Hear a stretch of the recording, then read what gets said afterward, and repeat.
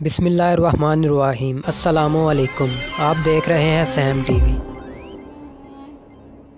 आज की इस वीडियो में मैं आपको सुल्तान नूरुद्दीन ज़ंगी की अज़ीमुश्शान खिदमात के बारे में बताने जा रहा हूँ। अगर आप इस चैनल पर नए हैं तो इस चैनल को सब्सक्राइब कर दें और नोटिफिकेशन बेल को प्रेस कर दें ताकि इस तरह की मज़ीद इन्फॉर्मेटिव वीडियोज़ आप तक बआसानी पहुँच सकें। नूरुद्दीन ज़ंगी सल्तनत के बानी अमादुद्दीन ज़ंगी का बेटा था। अमादुद्दीन ज़ंगी सल्जूकी हुकूमत की तरफ से शहर मूसल का हाकम था। जब सल्जूकी हुकूमत कमज़ोर हो गई तो इसने ज़ंगी सल्तनत कायम कर ली और सलीबियों को शिकस्त फाश देकर तारीख़ में बड़ा नाम पैदा किया। नूरुद्दीन फरवरी 1118 ईस्वी में पैदा हुआ और 28 साल की उम्र में तख्त नशीन हुआ। 1144 ईस्वी से लेकर 1174 ईस्वी तक 28 साल तक हुकूमत की। इसने सलीबियों से बैतुल मुक़द्दस वापस लेने के लिए पहले एक मजबूत हुकूमत कायम करने की कोशिश की और इस मकसद को हासिल करने के लिए गिरदोनवा की छोटी छोटी मुसलमान हुकूमतों को ख़त्म करके इनको अपनी ममलिकत में शामिल कर लिया। मिस्र पर कब्ज़ा करने के बाद नूरुद्दीन ज़ंगी ने बैतुल मुक़द्दस को फ़तह करने की तैयारियां शुरू कर दी। नूरुद्दीन ज़ंगी उन खुशनसीब इंसानों में से एक हैं जिन्हें ख्वाब में रसूल करीम सल्लल्लाहु अलैहि वसल्लम का दीदार नसीब हुआ। ये वाक़या 557 हिजरी का है और इसका हवाला सफ़ा 156 जिल्द नंबर 3 बुखारी शरीफ उन्वान गुंबद हज़रा के हालात में। 557 हिजरी में सुल्तान नूरुद्दीन ज़ंगी ने जब कि वो ईसाइयों के साथ सलीबी जंग अज़ीम में मशगूल थे, ख्वाब में देखा कि हज़रत मोहम्मद सल्लल्लाहु अलैहि वसल्लम दो गुरबा चश्म यानी कि नीली आँखों वाले आदमियों की तरफ इशारा फरमा रहे हैं और कह रहे थे कि मुझे इनके शर से बचाओ।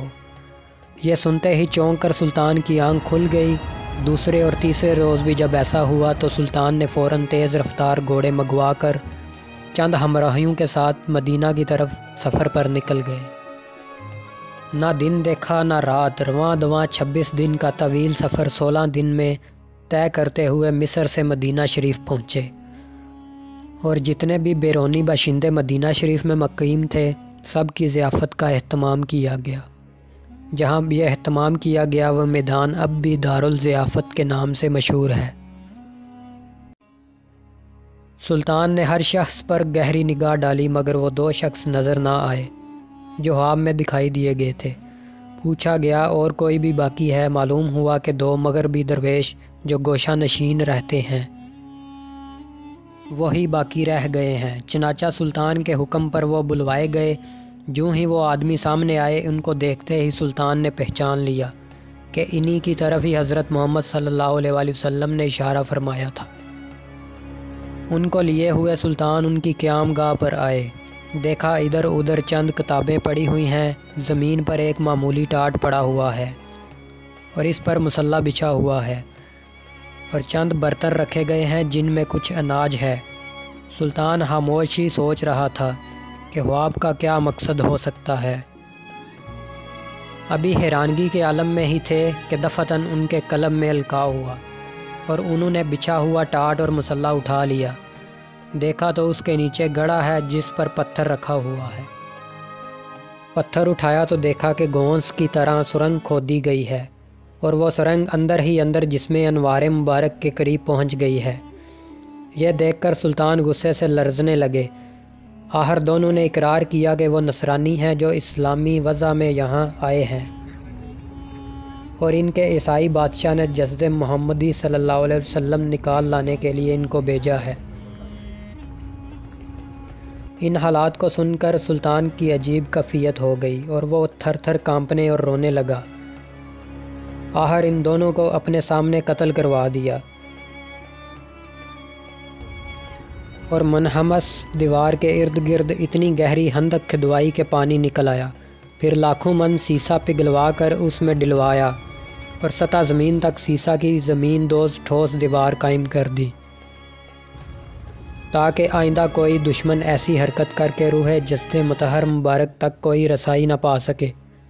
सुल्तान के दिल में बैतुल मक़दस फ़तह करने की काफ़ी तमन्नाएँ थीं लेकिन कुछ अंदरूनी चपकलशों के बायस ऐसा ना कर सके।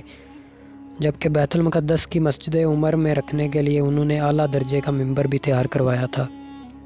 ان کی خواہش تھی کہ فتح بیت المقدس کے بعد وہ اس منبر کو اپنے ہاتھوں سے رکھیں گے، لیکن شاید خدا کو یہ منظور نہ تھا۔ نور الدین زنگی ابھی حملے کی تیاریاں ہی کر رہا تھا کہ ان کو حشیشین نامی شخص نے زہر دے دیا، جس سے ان کے گلے میں سوزش پیدا ہو گئی، جو کہ ان کی موت کی وجہ بنی۔ 15 مئی 1174 عیسوی کو ان کا انتقال ہو گیا۔ انتقال کے وقت نور الدین زنگی کی عمر 58 سال تھی۔